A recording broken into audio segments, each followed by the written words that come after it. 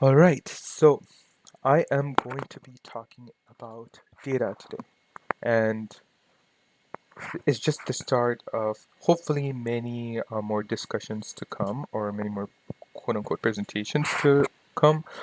But essentially, as we all know, data is information, and information is collected through various mechanisms and stored digitally.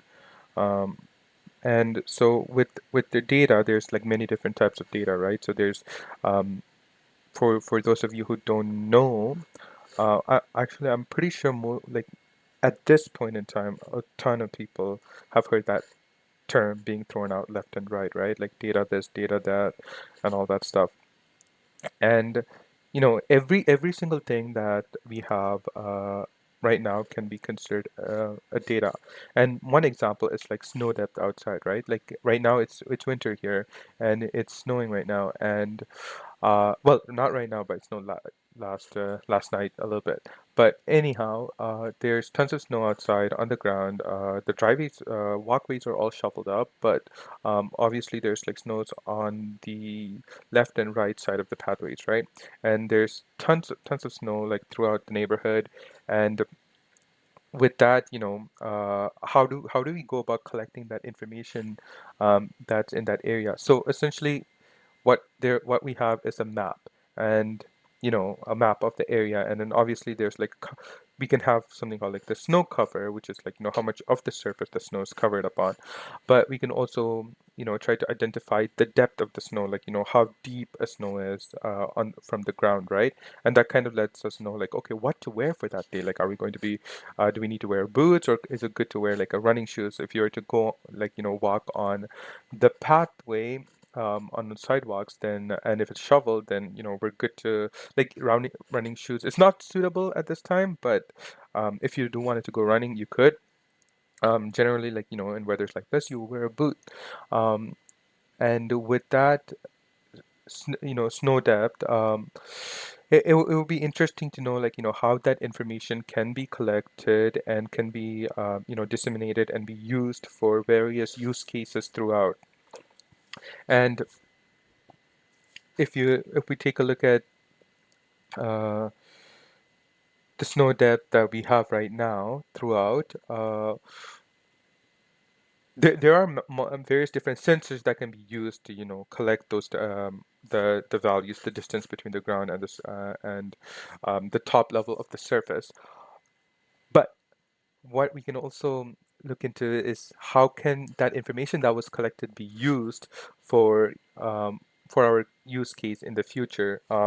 Like how can, like, what are some examples of snow related data that can be collected and made use of? So one, obviously we talked about like the surf, like the snow that comes on the ground and all that stuff. But I think something that people miss is the snow coverages on like the trees and the plants that exist outside, right? May like is it possible to have a cover based on how much snow residue is left over on sides of a tree or of like a bush, and does that contribute to the nutritious value, the health of the tree or whatever the plant that is outside? Because some of the plants that we have outside is they are all year around, um, and so they do survive time over time, but they do consume consume water through the probably through the roots, right? With all the snow that gets pulled in from there, and that can be used. Okay, that can be used to um, well, the plants will make use of those water for its own nutrition, and can be collect like those data to provide some insights into like the health of our environment, and how things uh yeah how things can be used to measure like the quality, the health quality of those trees, right? And yeah, so let's say hypothetically we have like this investigation that we want to do of this the scenario, right? And if we wanted to go and essentially, uh, collect the data, how would one go about collecting that information? Because before we even go into coming up with some insights or like generating insights, is that we have to look into how we can uh, evaluate or how we can collect the data that is necessary for us to uh, for us to like parse and for us to essentially like make use of and generate like products out of it eventually. So with snow example, like so let's say we have trees that's covered on snow. So what we could do is we could come up with how much what percentage of the tree is covered in snow, and then with that we can we'll be able to use that to kind of see like how cold the tree is. um, so with how would one go about collecting that data? Obviously, it's going to be a pain if you were to go and go from one tree to another tree and measure the snow from like this is the percentage of the snow that's being covered by the tree.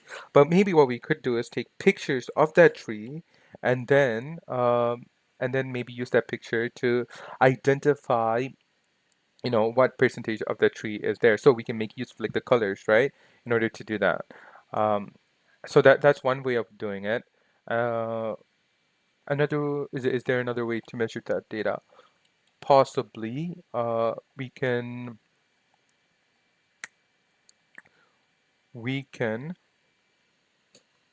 we can technically have like a bucket at the bottom of the tree, so that if the snow is like covered near the tree, then waters can drip from that tree onto the like the little cover of bucket that surrounds it. So when I say bucket, I mean like a piece of metal that you can wrap the tree around, and then when the snow melts, the water goes down, and then you kind of have a volume of how much water was left over after the tree melted. Well, that could give us an indication of like how fast the temperature is changing.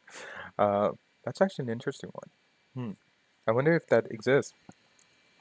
So yeah, so with that, that's yeah, that's a different that those are different ways in which you can go about measuring data. And then if you were to go and measuring snow depth data specifically, and then if you were to go and identify, okay, so once you measure the data, and then you have all these different information collected. So how would you collect it? Like, how would you store it, right? So there's multiple ways about storing those data. So obviously, the ones that people are more familiar with is the simple, you can store it in like a list kind of format. You can store it in like a matrix kind of format. And like we see all these things, but there's some like effort that goes into your brain in order to think about what's the efficient or what's the most convenient way to store this information, right? And what we want to do is once we have all that going on, we want to have it in like certain formats, and then that is easily parsable for us to eventually use it for whatever the use case that we want to end up using it for. So that yeah, so I mean, we didn't cover like the whole process on like, okay, so we started off with this is how you go about collecting the data, and these are like some ways that you can measure, that's from that example. And then if you were to go move on to the next step, which is like parsing the data and all that stuff, then we were to worry about like, all these different data formats and all that stuff. And then moving on from that is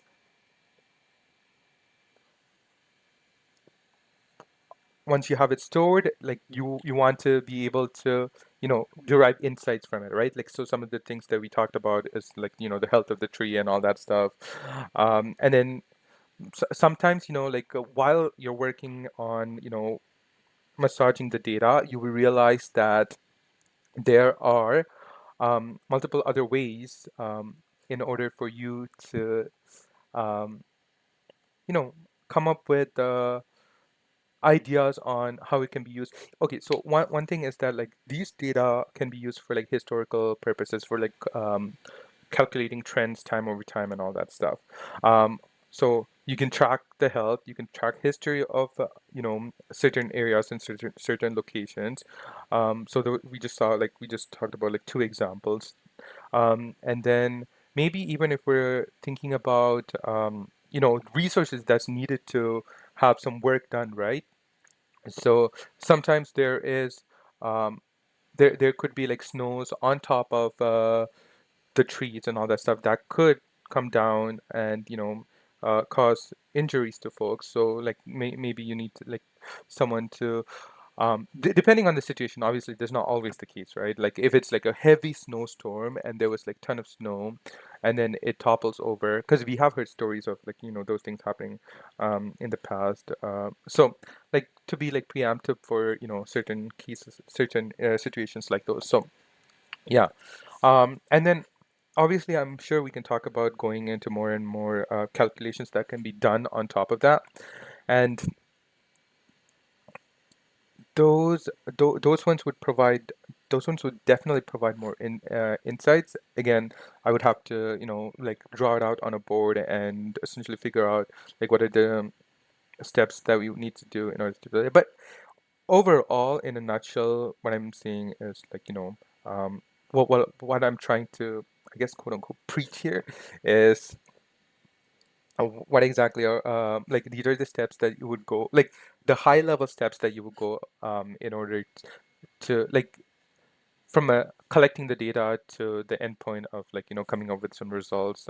These are some ways that this is an example of like a high level view of what you can be achieved. And so we're just using like snow depth as an example with trees as one example. Like this is like a very minor, like very like unique example, right? So there's obviously a ton of examples that you can do with snow itself, and then you can do ton of other different metrics with trees, and then you can join them together, come up with more insights, all that stuff. So um and then you can keep doing this to like all the other ones, right? Like um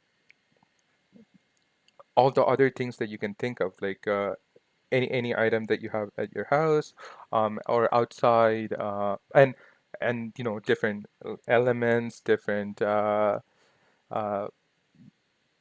different other type of metrics. Like I'm looking at like a lamp, a street light right now, so you can probably collect some metrics on that, which is probably available.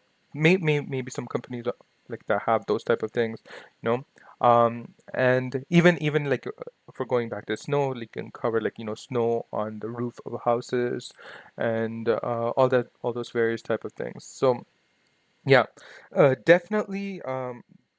Informations about all these different data is valuable, and they need to be. Um, they can be definitely they can be used for um, for various types of various types of ways to uh, like it can be mixed and matched with various other type of metrics in order to come up with insights. So I'm thinking, yeah, so those would be some of the ways to make use of data with that example. So if we're talking about data as a whole, as like a commodity, that's a whole other topic, right? And that's another, again, well, I wouldn't say it's a whole other topic. It's basically like with this, like the data collection part comes to that portion of that goes under that umbrella.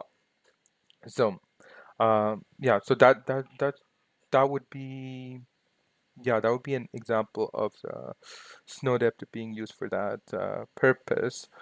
I'm just trying to think of some other content that I can talk about while I'm on it. Because yeah, we talked about snow depth on on the sidewalks, on the road, well, even on the road. So like identifying driveway, like if the driveway needs to be shoveled and all that stuff. Again, it's another use case. And then, if you keep going from there, you can, um, hmm, what else can you do? You can use that for hmm, various other items.